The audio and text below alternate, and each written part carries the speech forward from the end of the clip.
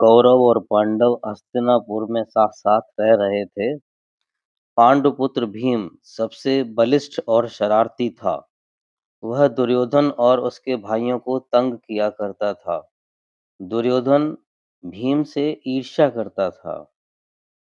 सभी बालक कृपाचार्य से अस्त्र विद्या के साथ साथ अन्य विद्या भी सीख रहे थे। यहाँ भी सदैव पांडव बाजी मार लिया करते थे। दुर्योधन पांडवों को नीचा दिखाने का कोई भी अवसर नहीं चूकता था। एक बार कौरवों ने भीम को नदी में डुबोकर मारने की योजना बनाई। जल क्रीड़ा का प्रबंध कर कौरवों ने पांडवों को न्योता दिया। सबने साथ मिलकर खूब जल क्रीड़ा करी। दुर्योधन ने छल से भीम के भोजन में विष मिला दिया। थक हार कर सभी सो गए, पर भीम का नशा अत्यंत गहरा था। दुर्योधन ने लताओं से उसके हाथ पैर बांधकर उसे नदी में बहा दिया। भीम बहता हुआ बहुत दूर चला गया। नदी में नागों का बसेरा था। नागों का नेता आर्यक भीम को उठाकर नागराज वासुकी के पास ले गया। वासुकी ने भीम को पहचान कर आर्यक से भीम के शरीर का विष पीने के लिए कहा। वस्तुतः आर्यक भीम का नाना था। वासुकी के आशीर्वाद से भीम के शरीर में सैकड़ों हाथियों का बल आ गया और वह ठीक होकर घर वापस आ गया। द्रोण महर्षि भारद्वाज के पुत्र थे। उन्होंने अपने पिता के पास वेद वेदांतों का अध्ययन किया और बाद में धनुर्विद्या भी सीखी। पांचाल नरेश का पुत्र द्रुपद भी द्रोण के साथ ही भारद्वाज आश्रम में शिक्षा पा रहा था। दोनों में गहरी मित्रता थी। कभी कभी उत्साहित होकर द्रुपद द्रोण से कहा करता था कि राजा बनने पर वह द्रोण को आधा राज्य दे देगा। शिक्षा समाप्त होने पर द्रोण का विवाह कृपाचार्य की बहन से हो गया। उनका अश्वत्थामा नामक एक पुत्र उत्पन्न हुआ। द्रोण अत्यंत गरीब थे। उन्हें पता लगा कि परशुराम अपनी सारी संपत्ति वितरित कर वनगमन की तैयारी कर रहे थे। दान प्राप्ति की इच्छा से द्रोण परशुराम के पास गए। परशुराम ने द्रोण से कहा, ब्राह्मण श्रेष्ठ, आपको देने के लिए मेरा शरीर और धनुर्विद्या ही बची है। तब द्रोण ने उनसे अस्त्रों का प्रयोग तथा रहस्य सिखाने की प्रार्थना करी। परशुराम ने उनकी प्रार्थना स्वीकार कर उन्हें धनुर्विद्या की पूरी शिक्षा दी। कुछ समय बाद पिता के देहावसान के पश्चात द्रुपद ने पांचाल की राजगद्दी संभाली। यह समाचार पाकर द्रोण अत्यंत प्रसन्न हुए। दरिद्रता से परेशान पत्नी ने द्रोण को द्रुपद के पास जाने की सलाह दी। उन्हें बचपन में गुरु के आश्रम में हुई द्रुपद की बातें याद आईं। बड़ी आशा के साथ द्रोण राजा द्रुपद के पास पहुंचे और बोले, मित्र द्रुपद, मुझे पहचानते हो ना? मैं तुम्हारे बचपन का मित्र द्रोण हूँ। ऐश्वर्य के मद में चूर द्रुपद को द्रोण का यह व्यवहार बुरा लगा। क्रोधित होकर द्रुपद ने कहा, ब्राह्मण, मुझे मित्र कहने का तुम्हें साहस कैसे हुआ? मित्रता सदैव बराबरी में होती है। क्या राजा और दरिद्र प्रजाजन की मित्रता कभी हुई है? द्रुपद की कठोर वाणी द्रोण को भीतर तक चुभ गई।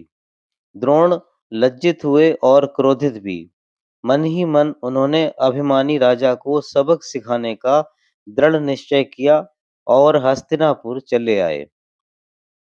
एक दिन हस्तिनापुर के राजकुमार नगर के बाहर गेंद खेल रहे थे। तभी उनकी गेंद कुएं में गिर पड़ी। युधिष्ठिर ने गेंद को निकालने का बहुत प्रयत्न किया। गेंद तो नहीं निकली, पर उसकी अंगूठी भी कुएं में गिर पड़ी। सभी राजकुमार वहां इकट्ठे थे।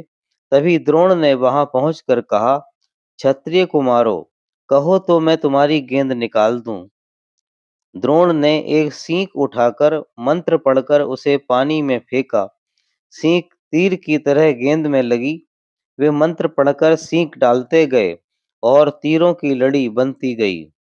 आखिरी सिरा जब कुएं की जगत तक आ पहुंचा, तब द्रोण ने गेंद खींचकर निकाल दिया। आश्चर्यचकित राजकुमार खुशी से उछलने लगे। यह चमत्कार देख उन्होंने युधिष्ठिर की अंगूठी भी निकालने की विनती करी।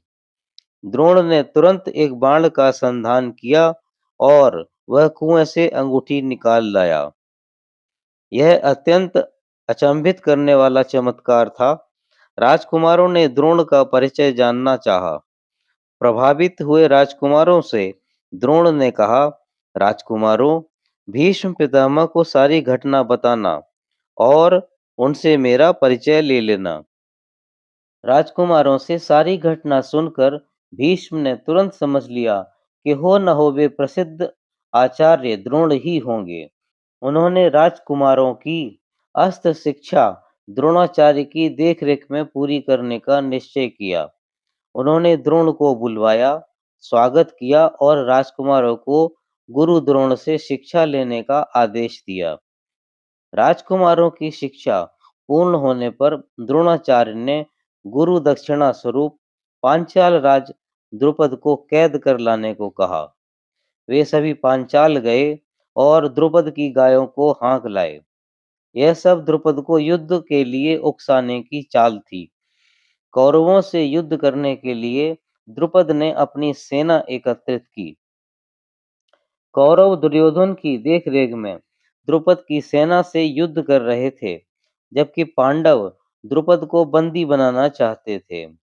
द्रुपद का ध्यान जब कौरवों की ओर गया, तब अर्जुन ने द्रुपद को रथ से गिरा दिया और भीम ने उसे रस्सी से बांध दिया। वे उसे द्रोणाचार्य के पास ले गए।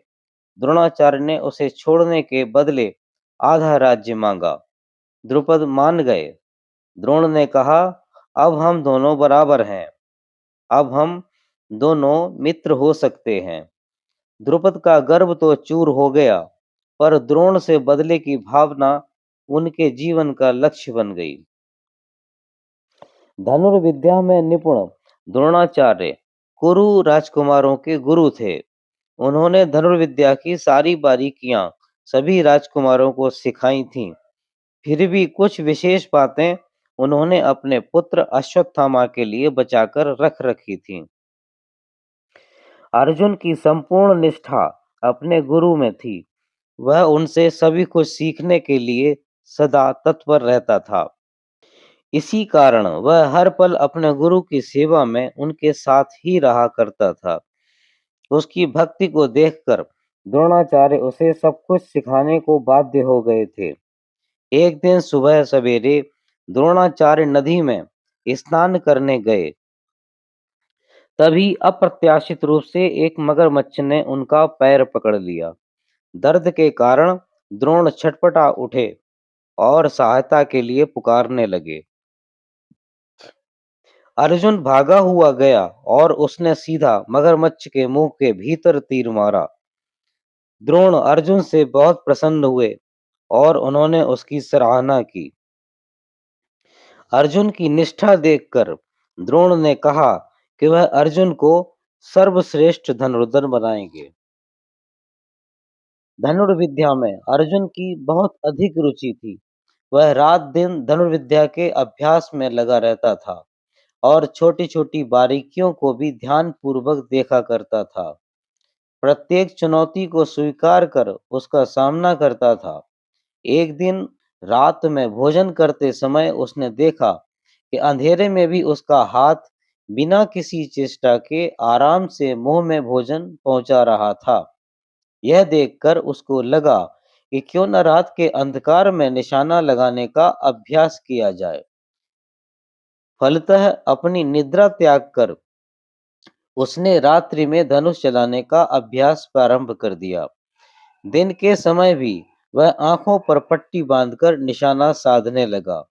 निद्रा पर विजय प्राप्त करने के कारण अर्जुन गुडाकेश कहलाया। अर्जुन ने बाएं हाथ से तीर चलाने में भी निपुणता प्राप्त की थी। फलतः वह सव्यसाची कहलाया। अर्जुन दोनों हाथों से धनुर्विद्या में निपुण था।